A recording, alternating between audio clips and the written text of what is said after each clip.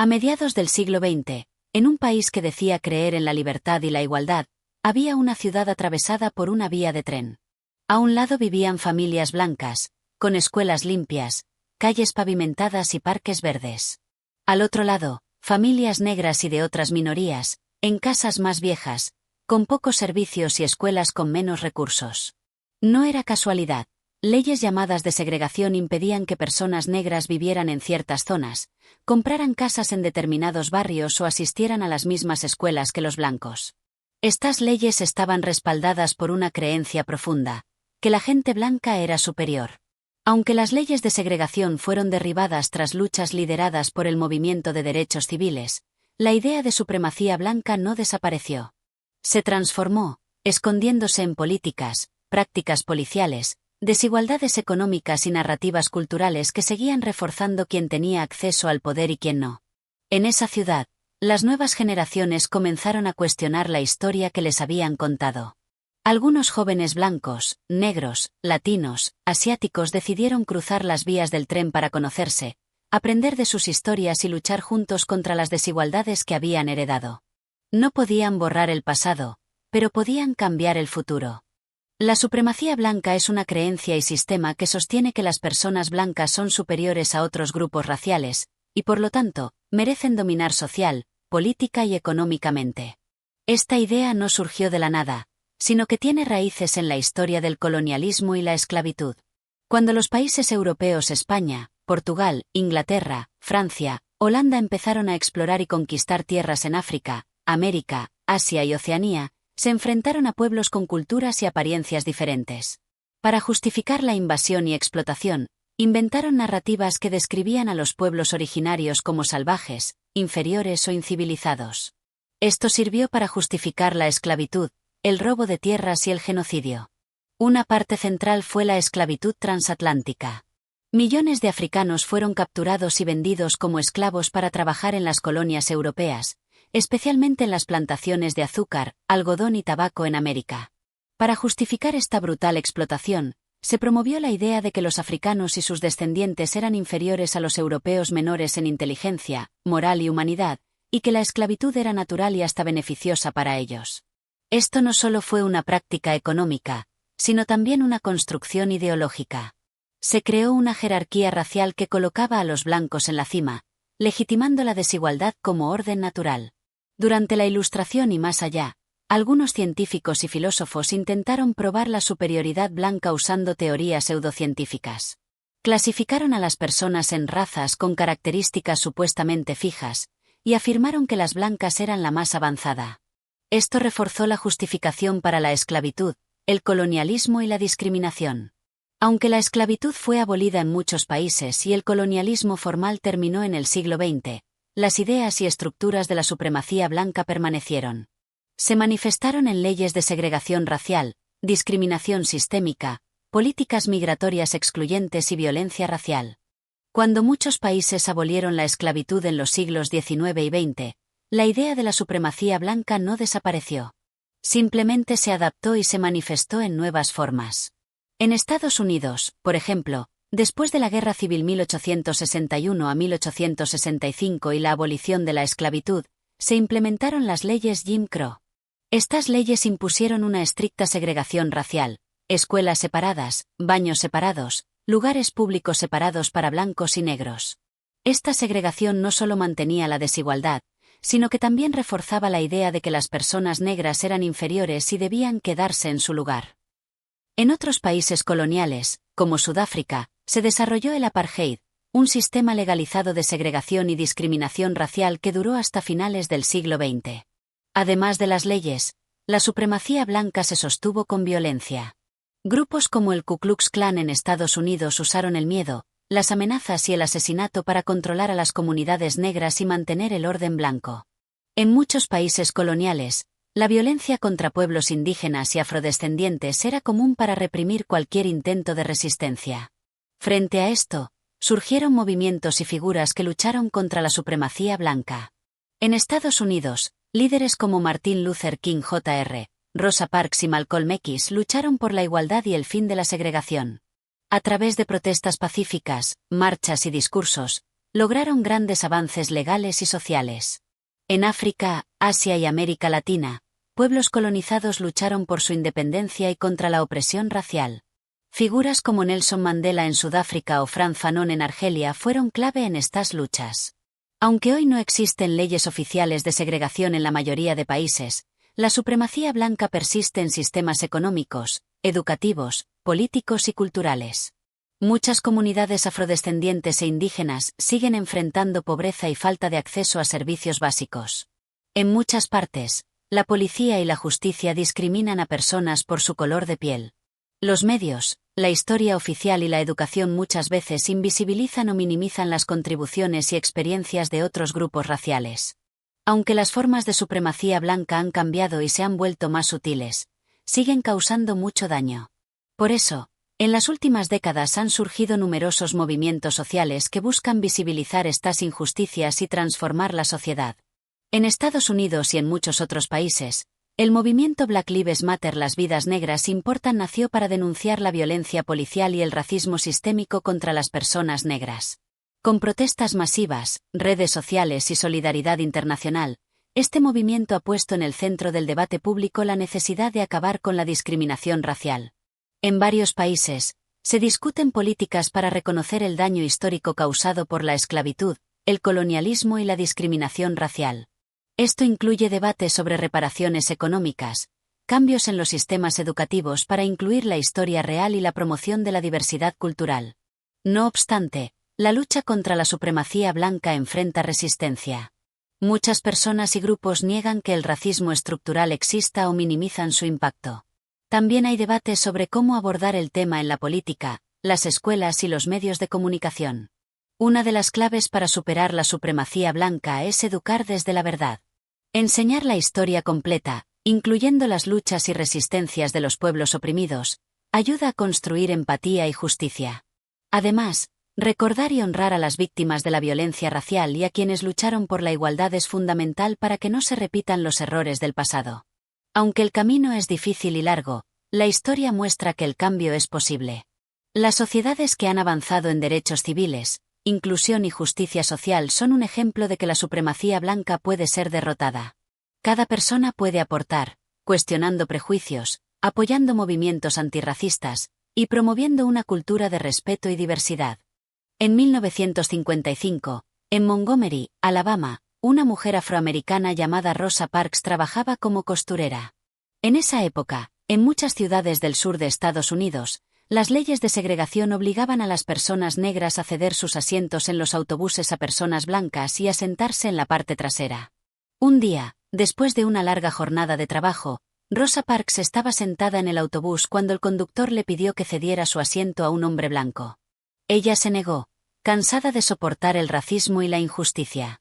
Fue arrestada por desobedecer la ley. Pero ese acto de resistencia fue el inicio de un cambio enorme. Su arresto llevó a un boicot masivo al sistema de autobuses de Montgomery, organizado por líderes locales y jóvenes activistas, entre ellos un joven pastor llamado Martin Luther King Jr. El boicot duró más de un año y terminó con una decisión judicial que declaró inconstitucional la segregación en los autobuses. Este fue uno de los primeros grandes triunfos del movimiento por los derechos civiles en Estados Unidos y ayudó a impulsar una lucha más amplia contra la supremacía blanca y la segregación. Su historia nos recuerda que a veces, un acto sencillo de valentía puede desafiar sistemas enormes de opresión. Que la resistencia puede ser pacífica, pero poderosa. Y que la lucha por la igualdad requiere la participación de muchas personas, unidas por un mismo sueño, justicia y respeto para todos.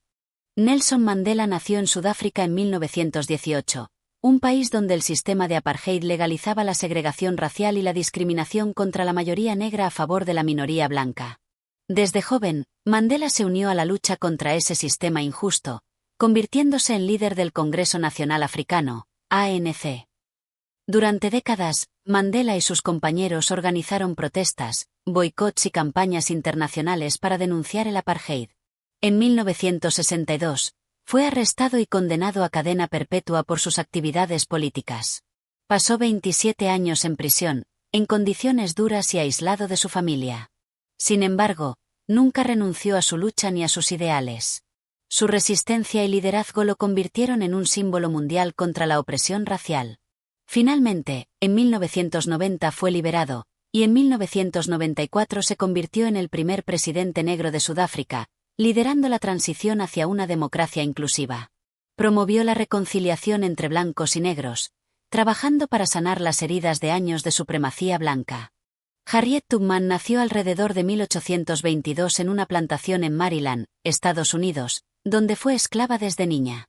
Sufrió abusos, trabajo forzado y condiciones muy duras, pero nunca perdió la esperanza de libertad. Cuando finalmente escapó hacia el norte, donde la esclavitud estaba prohibida, decidió no quedarse en libertad sola. Se convirtió en una líder del ferrocarril subterráneo, una red clandestina que ayudaba a esclavos a escapar de las plantaciones hacia Estados Libres y Canadá. Harriet hizo más de una docena de viajes peligrosos al sur, guiando y rescatando a cientos de personas esclavizadas. Su valentía y liderazgo le valieron el apodo de Moisés por llevar a su pueblo a la libertad. Durante la Guerra Civil, también sirvió como enfermera, espía y guía para las tropas de la Unión, contribuyendo directamente a la lucha contra la esclavitud. Angela Davis nació en 1944 en Birmingham, Alabama, en una época y lugar donde la segregación racial estaba muy arraigada. Desde joven, se enfrentó al racismo y la discriminación, y decidió dedicar su vida a la lucha por la justicia social. Se convirtió en una destacada académica, filósofa y activista. Participó en movimientos por los derechos civiles, por la liberación de los presos políticos y contra el sistema de encarcelamiento masivo que afecta desproporcionadamente a personas negras en Estados Unidos. En los años 70, fue acusada injustamente de conspiración en un caso muy mediático, y su nombre se convirtió en un símbolo internacional de lucha contra la injusticia y la supremacía blanca. Fue absuelta después de un juicio, pero su activismo nunca cesó. Angela Davis ha inspirado a generaciones con su compromiso en la defensa de los derechos humanos, la igualdad racial y la justicia social, demostrando que la resistencia puede tomar muchas formas, desde la protesta hasta la reflexión intelectual. El crimen organizado vinculado a la supremacía blanca se refiere a grupos y redes que, además de cometer actividades ilegales como tráfico de drogas, armas, extorsión y violencia, están motivados por ideologías racistas y supremaquistas. Estos grupos buscan mantener o imponer estructuras de poder basadas en la exclusión y dominación de otros grupos sociales, y utilizan el crimen para financiarse y expandirse. Operan en secreto, con jerarquías internas y códigos de silencio. Usan la violencia para intimidar, eliminar opositores y controlar territorios. Ganancias provenientes de actividades ilegales se reinvierten para mantener sus operaciones y propaganda. Difunden ideas supremaquistas para reclutar nuevos miembros y justificar sus acciones. Impacto social. Este tipo de crimen organizado genera inseguridad, desestabiliza comunidades y perpetúa divisiones sociales. Las víctimas suelen ser grupos marginados o personas que defienden la igualdad y la justicia. En distintos países, han existido grupos paramilitares o mafias que combinan actividades criminales con ideologías supremaquistas. Algunos movimientos de extrema derecha han desarrollado redes criminales para financiar sus actividades políticas y actos violentos. El Ku Klux Klan es uno de los grupos supremaquistas blancos más conocidos y antiguos en Estados Unidos. Desde finales del siglo XIX, ha cometido numerosos actos de violencia, incluyendo linchamientos, ataques con bombas y amenazas para mantener la segregación racial y el control social. Aunque no es una organización criminal tradicional en el sentido de la mafia, ha llevado a cabo campañas de terror que combinan violencia ilegal con motivaciones supremaquistas. A lo largo del siglo XX, sus miembros también han estado involucrados en delitos como la intimidación, conspiraciones violentas y hasta infiltración en cuerpos policiales. El Orden. En la década de 1980, en Estados Unidos, existió un grupo llamado La Orden, una organización paramilitar supremaquista blanca que cometió robos a mano armada, asesinatos y atentados con bombas. Su objetivo era financiar la creación de un Estado exclusivamente blanco y derrocar al gobierno federal. Fueron responsables de múltiples crímenes violentos y fueron finalmente desmantelados por las autoridades. Este caso muestra cómo la ideología supremaquista puede combinarse con un crimen organizado estructurado y armado. Organizado en Europa. En varios países europeos, grupos de extrema derecha con ideologías supremaquistas han estado vinculados a redes criminales que realizan tráfico de drogas, armas y actos de violencia contra inmigrantes y minorías. Estos grupos a menudo operan de manera clandestina, mezclando el activismo político con actividades ilegales para financiar sus operaciones. Por ejemplo, en países como Alemania, Italia o España, se han desarticulado células que combinaban propaganda racista con ataques violentos y delitos organizados. En Estados Unidos y otros países, existen bandas callejeras que promueven la supremacía blanca y están involucradas en delitos como tráfico de drogas, robo, violencia y asesinatos. Estas bandas utilizan símbolos y discursos racistas para reclutar y consolidar poder en territorios urbanos, enfrentándose incluso a otras bandas rivales. Las fuerzas de seguridad han incrementado la vigilancia y desarticulación de estas redes a través de investigaciones complejas, infiltraciones y cooperación internacional. En muchos casos, se aplican leyes específicas contra el terrorismo doméstico y los crímenes de odio para castigar a sus miembros. Por ejemplo, tras el caso de la Orden en Estados Unidos, hubo un esfuerzo mayor para monitorear grupos paramilitares supremacistas, usar pruebas de conspiración y violencia para llevarlos ante la justicia, y desmantelar sus redes de financiamiento. Muchos países han implementado leyes más estrictas contra los crímenes de odio y el terrorismo interno, buscando cortar la raíz de estas organizaciones. Esto incluye regulaciones para controlar la difusión de propaganda supremacista en Internet y sanciones más duras para actos de violencia motivados por odio racial o ideológico. Grupos dedicados a la defensa de derechos humanos, la lucha contra el racismo y la prevención del extremismo trabajan para identificar y denunciar estas organizaciones. También promueven programas de educación y reintegración para jóvenes en riesgo de ser reclutados por estos grupos. Es fundamental prevenir la radicalización mediante la educación en valores de igualdad, diversidad y respeto. Campañas de sensibilización y programas escolares buscan evitar que las nuevas generaciones caigan en ideologías supremacistas. La clandestinidad y adaptabilidad de estos grupos dificulta su seguimiento. La libertad de expresión a veces se usa para proteger discursos de odio. La desinformación y el uso de redes sociales amplifican sus mensajes y reclutamiento. Los grupos supremacistas organizados buscan constantemente expandir su membresía para fortalecer su poder y alcance. Para eso, desarrollan estrategias específicas para atraer y captar nuevos miembros, sobre todo jóvenes vulnerables o personas en búsqueda de identidad y pertenencia. Jóvenes vulnerables. Muchos reclutas son jóvenes que enfrentan situaciones de exclusión social, desempleo, problemas familiares o buscan sentido de pertenencia. Personas con resentimientos. También buscan a quienes tienen ideas nacionalistas, xenófobas o desconfianza hacia el sistema. Algunos grupos se enfocan en ámbitos concretos, como prisiones, escuelas, barrios o comunidades online. Grupos sociales y actividades recreativas. Invitan a participar en eventos deportivos, conciertos o reuniones que parecen inocentes, para crear confianza. Aprovechan plataformas digitales para difundir propaganda, memes, vídeos y mensajes que normalizan sus ideas. También usan chats privados y foros oscuros para comunicación directa. Promueven la idea de pertenecer a una familia o hermandad fuerte, donde hay apoyo y protección mutua. Exposición gradual a ideas extremas. Empiezan con mensajes más suaves y se van intensificando hacia ideas violentas y supremacistas. Creación de enemigos comunes. Señalan a grupos o instituciones como culpables de los problemas, fomentando odio y división. Piden a los reclutas realizar actos que demuestren su lealtad, desde distribuir propaganda hasta participar en actividades ilegales. Usan símbolos, saludos y rituales para fortalecer la identidad grupal. Aislamiento. Buscan aislar emocionalmente a los miembros para que dependan del grupo. Control social. La lealtad al grupo es estricta y cualquier duda o desobediencia puede ser castigada. A través de actividades criminales o donaciones.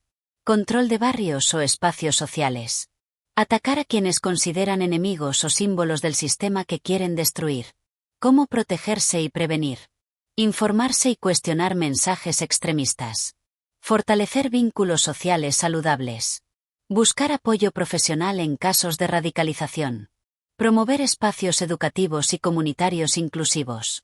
Salir de un grupo supremacista o criminal no es sencillo porque estos grupos buscan controlar emocionalmente a sus miembros, pero muchas personas lo han logrado con apoyo y valentía. Daryl Davis es un músico y activista afroamericano que, en lugar de confrontar con violencia, decidió dialogar con miembros del Ku Klux Klan. A través de conversaciones sinceras, logró que más de 200 miembros del Ku Klux Klan abandonaran la organización. Su método consistió en escuchar, comprender sus miedos y prejuicios, y mostrarles otra realidad. Este ejemplo muestra que el entendimiento y la empatía pueden ser herramientas poderosas para romper con el odio. Ion fue miembro de una banda supremacista desde joven. Se unió buscando identidad y protección, pero con el tiempo se dio cuenta de la violencia y el daño que causaban. Gracias a un programa comunitario que ofrecía apoyo psicológico, educación y reinserción laboral, pudo alejarse del grupo. El proceso incluyó terapia, reconstrucción de vínculos familiares y formación para un nuevo trabajo.